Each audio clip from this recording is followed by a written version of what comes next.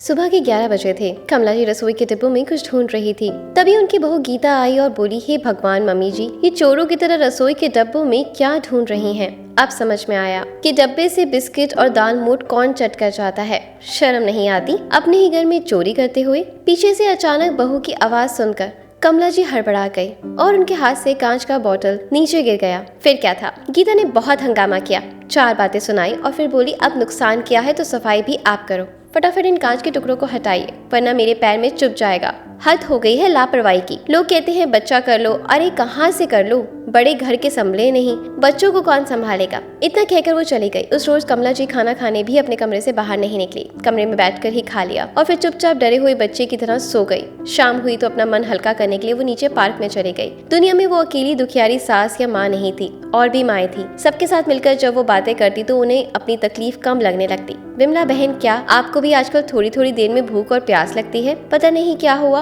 वक्त बेवक्त बच्चों की तरह मुझे भूख लगने लगती है। अब बार बार रसोई में जाकर ढूंढना अच्छा नहीं लगता। ना जाने बहू क्या कहती होगी कि बुढ़िया बुढ़ापे में सठिया गई है। इस उम्र में ये परेशानी होगी सोचा नहीं था। किसी से साझा भी नहीं कर सकती, इसलिए आपसे पूछ रही हूँ। कमला जी अपनी सहेली से कहती है, विमला जी अब आपसे क्या बताऊं, ये परेशानी मुझे बहुत होती है, पर उस वक्त पति साथ थे तो तकलीफ नहीं होती थी। कमला जी बोली, आपके कहने का क्या मतलब? विमला जी बोली, जब अपने पति की कमाई पर रहती थी तो भूख लगती थी तो कुछ ना कुछ लेकर खा लेती थी, पर जब से वो दुनिया से गई हैं मैंने दवाइयों को अपना भोजन बना लिया है ताकि मुझे भूख ना लगे। विमला जी की आंखें भर आई। उन्होंने बड़े प्यार से कहा, कमला बहन मैं तो कहूँगी आप एक बार डॉक्टर से दिखा लो। जिसको कोई प्रॉब्लम होती है उसी की बार बार भूख लगती है, और इसमें क्या बुरा है? ईश्वर ने ऐसे दिन दिखाए हैं तो हम कितना संकोच करेंगे। अगर भूख लगती है तो कुछ लेकर या मांगकर खा लो। कमला जी बोली, परिस्थिति आप समझ नहीं रही हैं। विमला जी बोली, फिर बहू अगर आपकी भावनाओं को समझे तो उसे कहो आपके कमरे में कुछ रख दिया करेगी तो उससे भी परेशानी नहीं होगी। ये उम्र है ही ऐसी जिसमें ईश्वर हर किसी को बच्चा बना देता है। अब मैं आपको सलाह दे सकती हूँ क्योंकि मैं खुद मुक्त भोगी हूँ। बस ईश्वर से प्रार्थना कीजिए कि जो दिन बचे हैं वो कट जाएं। कमला जी बोली, सही कहा आपने, अब याद आया मुझे, इसलिए मेरी उनको भी अक्सर भूख लगा करती थी। मैं भी कैसी बुद्धू थी कि मैं उनको कहती थी आप ठीक से खाना नहीं खाते, जिसके कारण आपको बार बार भूख लग जाती है। बहू से तो कुछ कह नहीं सकती, और अभी तो अजय बेटा नहीं है, आते ही कहूंगी एक बार मुझे डॉक्टर से दिखा दे। चलिए चलती हूँ, बहुत देर हो गई, अब तो फिर से भूख लगने लगी। इतना कहकर दोनों हंसने लगी और अपने अपने घर चली गई। कमला जी घर पहुंची और हाथ पैर धोकर संध्या की आरती करने चली गई। आरती करके आई और अपनी बहू गीता से बोली, बहू तुमने कुछ बनाया है तो खाने के लिए दे दो, बड़ी जोर से भूख लगी है। गीता बोली, मम्मी जी आप भी हद करती हैं, आपको अजीब नहीं लगता कि आपको इतनी जल्दी भूख लग जाती है? अभी 7:30 हुए हैं, अगर अभी खाएंगी तो खाना कैसे खाएंगी? ऐसा कीजिए अब आप खाना ही खा लीजिए, सब्जी तो बन ही गई है और दिन वाली रोटी बची हुई है, आप कहे तो मैं दे देती हूँ। बाद में बेटे के सामने से ये मत सुनाइएगा कि सुबह की ठंडी रोटी दी थी। कमला जी बोली, बहू अगर मैं अभी खा लूंगी तो रात होते होते मुझे फिर से भूख लग जाएगी, तो फिर बोलोगी कल भी तुमने मुझे बहुत सवेर खाना खिला दिया था, रात भर मैं भूख से छटपटा रही थी, तुम परेशान न हो इसलिए बोली नहीं। गीता बोली, मम्मी जी आप भी हद करती हो, खाना नहीं दूंगी तो बेटे को सुनाओगी। बहू खाना नहीं देती है और जब खाना समय पर देती हूँ तो उस पे भी नखरे करती हैं। ये रहा खाना, खा लीजिए। और हाँ, कल तो हमने भी आपके साथ ही खाना खाया था, हमें तो भूख नहीं लगी। कमला जी बोली, बहू तुम अपनी उम्र देखो और मेरी उम्र देखो, कितना फर्क है। इतनी छोटी सी बात क्यों नहीं समझती? ना समझना चाहती हो? क्या मेरी जगह तुम्हारी माँ होती तो उनकी रोटी का भी हिसाब रखती, और क्या अपनी माँ को भी तुम भूखा रखती? गीता गुस्से में बोली, मम्मी जी मेरी माँ से अपनी तुलना मत कीजिए, आप तो हर बात का गलत मतलब निकाल लेती हैं, और जहाँ तक मेरी माँ की बात है वो समय पर खाती हैं, आपकी तरह दिन भर रसोई में कुछ ढूंढती नहीं रहती। चुपचाप बैठिए, खाइए। कमला जी बोली, बहू भूख तो मुझे भी समय पर ही लगती है, पर ये परेशानी मुझे पिछले 2 महीने से हो रही है। मैं कभी तुमसे या अजय से कहती नहीं, पर ये परेशानी बढ़ती ही जा रही है। मुझे खुद बुरा लगता है कि मेरी हालत बच्चों जैसी हो गई है। अब तुम लोग नहीं समझोगे तो कौन समझेगा? गीता बोली, ठीक है ठीक है, अब रोनी सूरत मत बनाइए, मैं आपका खाना लगा देती हूँ। समझ में नहीं आता इस घर का क्या होगा, कमाने वाला एक और खाने वाले इतने। अरे मेरा तो थोड़े में चल जाता है, पर आपका तो पेट ही नहीं भरता। इतना कहकर गीता रसोई में चली गई। कमला जी खाना खाकर बेटे का इंतजार कर रही थी, पर उसे आने में देर हो गई तो वो सो गई।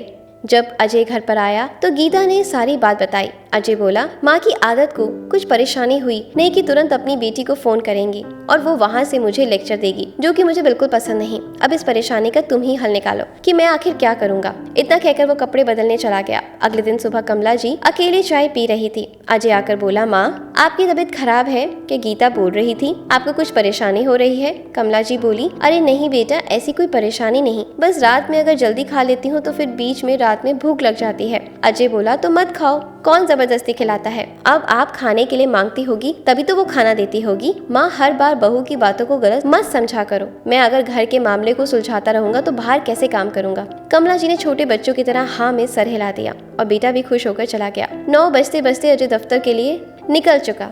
काम वाली घर का काम कर रही थी और गीता अपना फोन लेकर अपने कमरे में चली गई। थोड़ी देर बाद कमला जी की बेटी नीला का फोन आया। माँ कैसी हो, नाश्ता पानी हो गया? अजय तो दफ्तर चला गया होगा। और आपकी बहू क्या कर रही है? मैं अगर फोन नहीं करती हूँ तो आप मुझे याद भी नहीं करती। बेटी के इतना पूछते ही कमला जी बच्चों की तरफ फूट फूट कर रोने लगी। इधर नीला घबरा गई और बोली, माँ क्या हुआ, आप क्यों रो रही हैं? बताओ तो सही, बात क्या है? कमला जी ने अपने आंसू पोंछे और खुद को संभाला और बोली, नहीं बेटा कोई बात नहीं, बस इतने दिनों बाद तुमसे बात हो रही है तो दिल भर आया।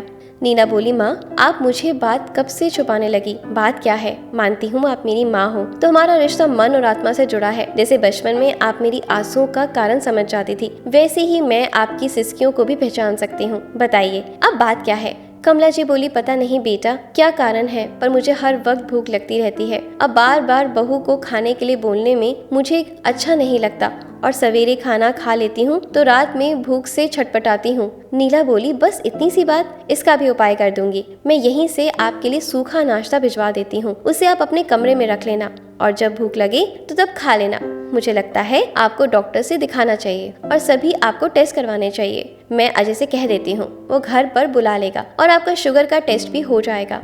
चिंता क्यों करती हैं? सब ठीक हो जाएगा। बेटी ने माँ को एक माँ बनकर समझा और समझाया। कमला जी बोली, नहीं बेटा उसे कुछ मत कहो, वो ऐसे ही दफ्तर के काम से परेशान रहता है, बेकार में बात बढ़ जाएगी, फिर घर में कलह होगा। मुझे वो नहीं चाहिए, पता नहीं भगवान मुझे क्यों रखे हैं, लेकर क्यों नहीं जाते? नीरा बोली, माँ अगर बीमारी का वक्त का पता नहीं चलेगा और इलाज नहीं हुआ तो परेशानी और बढ़ सकती है, और ये तो किसी के साथ भी हो सकता है। आप चिंता मत कीजिए, मैं अजय से बात कर लूंगी। मुझे ऐसा क्यों लगता है कि आप अजय और उसकी पत्नी से अपनी बात को डरते नहीं चलती। अगर ऐसी बात है तो मुझे पहले बताइए। 2 दिन बाद खाने पीने की बहुत सारी चीजें आई, जिसे देखकर गीता बोली, मम्मी जी हम क्या आपको खाने पीने में कमी रखते हैं? जो आपने दीदी को बता दिया और उन्होंने भी वहाँ से भिजवा दिया।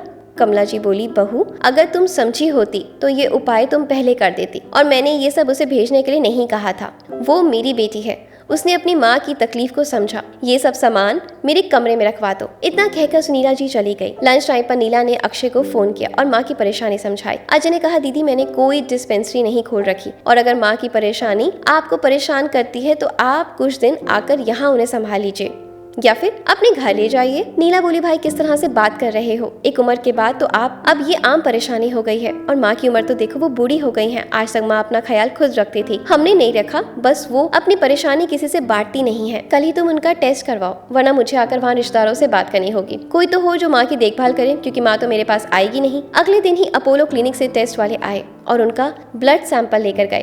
अगले दिन रिपोर्ट आ गई। सच में कमला जी को शुगर की प्रॉब्लम निकली, जिसके कारण बार बार उन्हें भूख लगती थी और वो बाथरूम जाती थी। 2 दिन बाद नीला मायके आई। अजय गीता से बोला, अब बात को बड़ी ही सावधानी से संभालना होगा, ऐसा ना हो कि नीला बात को बढ़ा दे और रिश्तेदारों में हमारी बदनामी हो जाए, क्योंकि पापा की सारी संपत्ति अब भी माँ के नाम पर है, तो थोड़ा आराम से बात करना। अजय माँ के पास आया और बोला, माँ मुझे माफ कर दीजिए, हम आपकी परेशानी समझ नहीं पाए। जब भी कोई परेशानी हो हमें खुलकर हमें समझाया कीजिए। मानता हूँ बेटी माँ के दर्द को पहले महसूस कर लेती है, पर मुझे भी तो सिखाइए।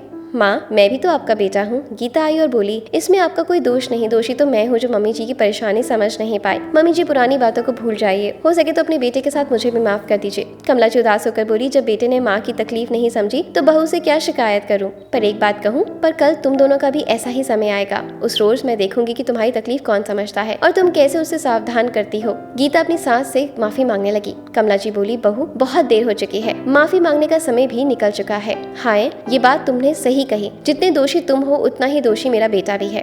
अरे जब वो बोल नहीं पाता था तब मैं उसकी भूख प्यास समझ जाती थी, पर यहाँ मेरा जवान बेटा अपनी भूखी माँ की भूख प्यास नहीं समझ पाता।